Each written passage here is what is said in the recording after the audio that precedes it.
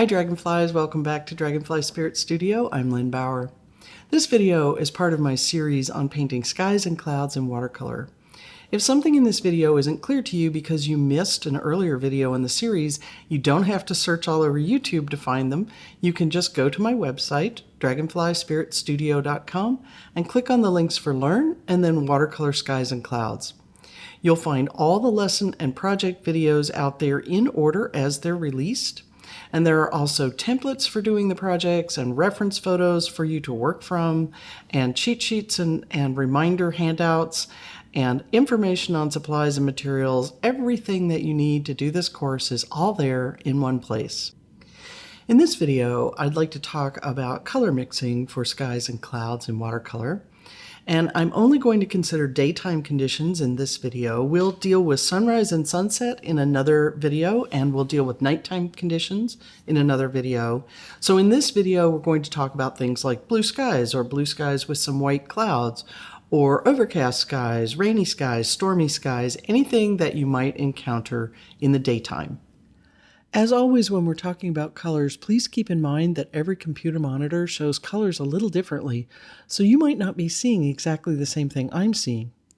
Also, please don't feel like you have to rush out and buy the same pigments I'm using as examples in this video.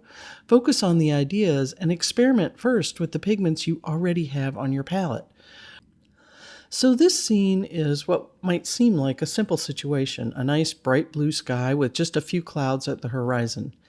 As we did in Project 1, let's fill some rectangles with colors from various areas in this sky, and then pull them over to the side where we can see them in isolation. As you can see, there are a range of blues in this blue sky, everything from cool, slightly grayed blues at the zenith, tending toward the purplish range, to warm turquoisey or greenish blues closer to the horizon. And then warm and cool blue-grays in the haze near the horizon and in the water reflections.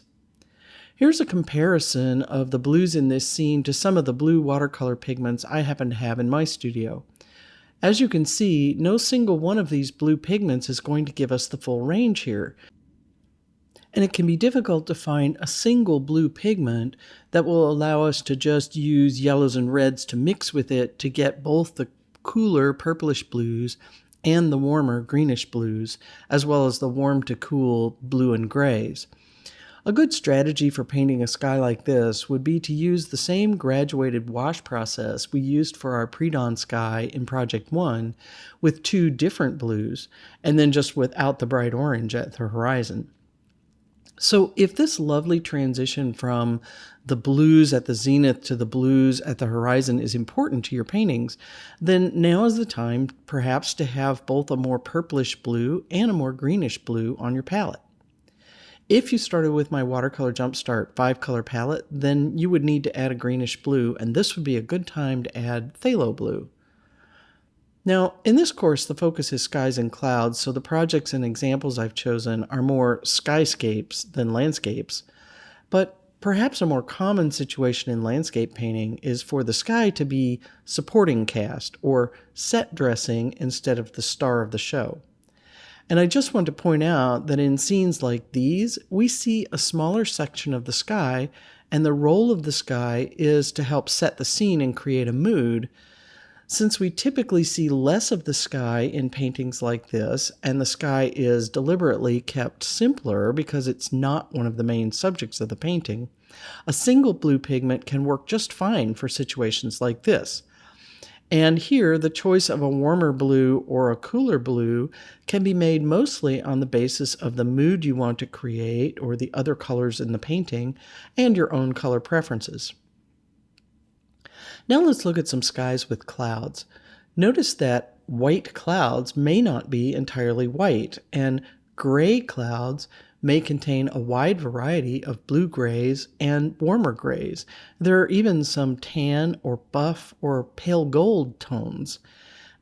And sometimes there are even violet grays and greenish grays. So it will be nice if we can find some pigment combinations that allow us to get many of these color variations by mixing a smaller number of pigments and using pigments that we'll be able to use to mix other colors we may need in our landscape. The best way to have harmonious colors in your painting is to mix your colors with a small collection of pigments. I might have 30 pigments on my palette because I'm just as much of a sucker for trying new colors as anyone. But I try to have no more than 5 or 6 pigments in a given painting, often only 3 or 4. So the dominant color in all of these skies is some form of blue, whether it be a pure blue or a greenish blue or a purplish blue, and then a combination of grayed colors from blue grays to green grays to violet grays to more warm and neutral grays. So since the colors that we need in our skies are primarily some version of blue plus grays, it makes sense to start with a blue and then to gray it down by adding some of the complement, which is orange. But since there's no pure orange in these skies, we'll actually start with a grayed version of the complement, in other words, a brown. So I'm going to demonstrate this with cobalt blue on this side, and then over here I have burnt sienna. And if you look at this with your artist eye, I think you'll see that this is actually a grayed version of a red-orange. So the cobalt blue all by itself is a bit bright compared to the examples from our skies, but it only takes a teeny bit of the complement, that burnt sienna, to knock it back enough to make it quite plausible for some of the cooler blues in our skies. Adding a bit more of the burnt sienna gives us some nice blue grays.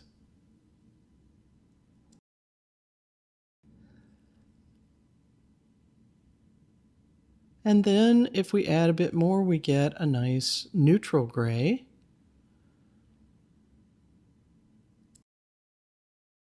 So let's just turn this sheet around and keep going. Add a bit more yet. And now we're into the warmer grays.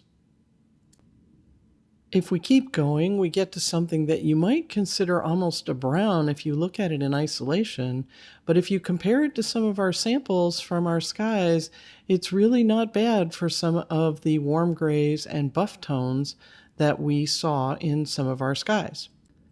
And if we mix somewhat stronger combinations of these two colors, we get some of the darker values that we saw in the shadows in some of our storm clouds.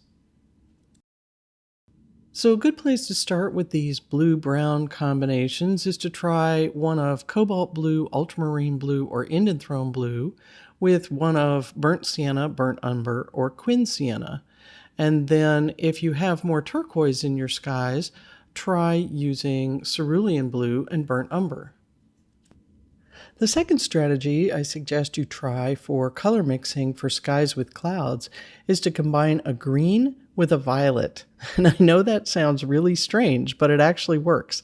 So I'm going to demonstrate this first with chrome oxide green and ultramarine blue violet.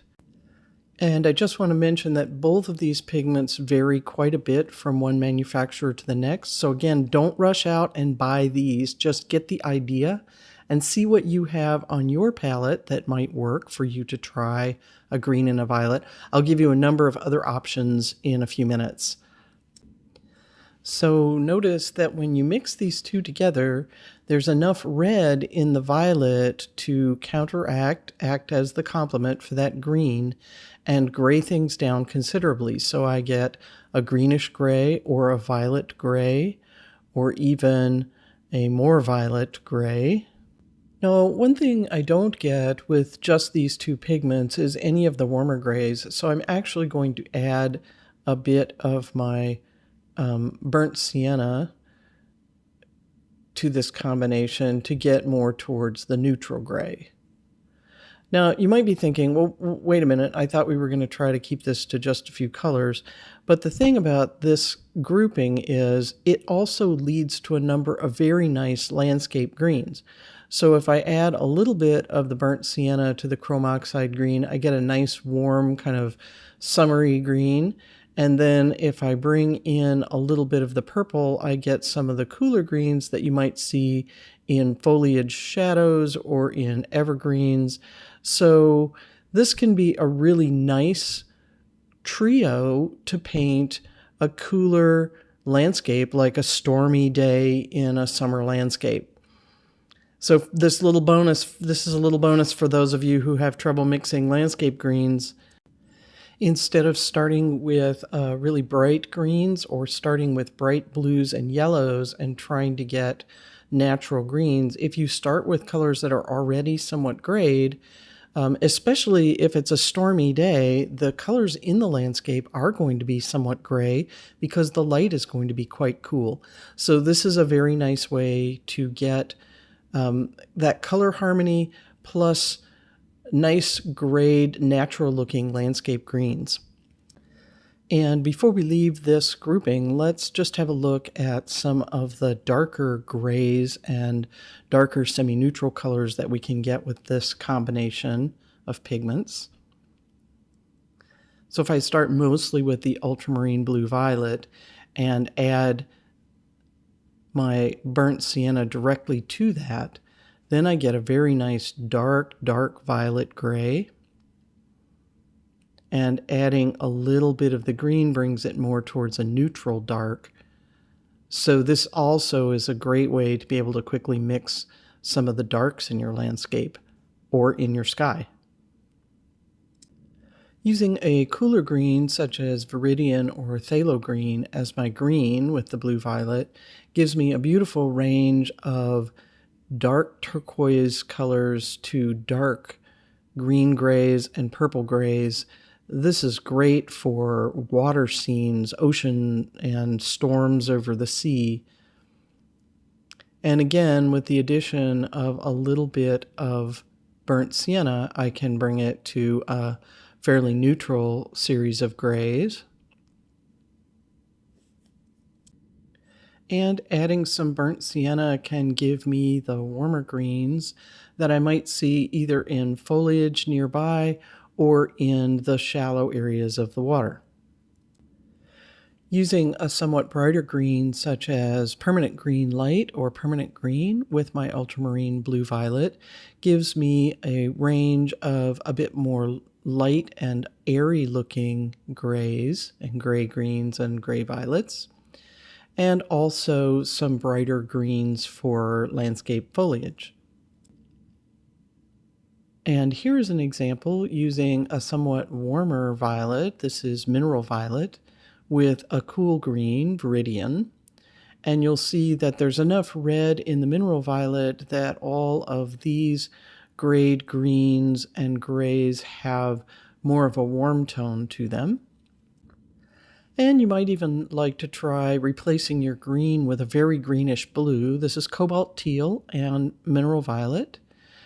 And you get some lovely atmospheric looking blues and grays out of this combination. And in this case, because the mineral violet is reddish enough and there's not a lot of green, when I add my brown, I'm going to add burnt umber and not burnt sienna, which is a little too red for this pair. So look around on your palette and try some greens such as chrome oxide green. Viridian or phthalo green is pretty much the same hue but stronger. Cobalt teal or phthalo turquoise. And then some violets like ultramarine blue violet, ultramarine violet, mineral violet, cobalt blue violet, or even dioxazine purple. And then for your brown, you can try burnt sienna, burnt umber, quin sienna, quin deep gold, or raw sienna. And those last two are kind of on the yellow side, so if you find that things are a little too violet, they may help get things into the gray range because yellow and violet are complements. So have a look at your palette and try some blue-brown combinations or some green-violet and brown combinations. See what works with your colors. I suggest that rather than taking a photograph and trying to match the colors in the photograph, you start by playing around with some of these color combinations and asking yourself, do I like any of these combinations for a particular kind of scene? And then make a note of the ones that you think you feel convey the mood of a stormy day or a blue sunny day or an overcast day instead of trying to go the other way around. It's much more fun, and I think you'll learn to mix colors faster that way. So have a good time mixing colors, and I'll see you in the next video.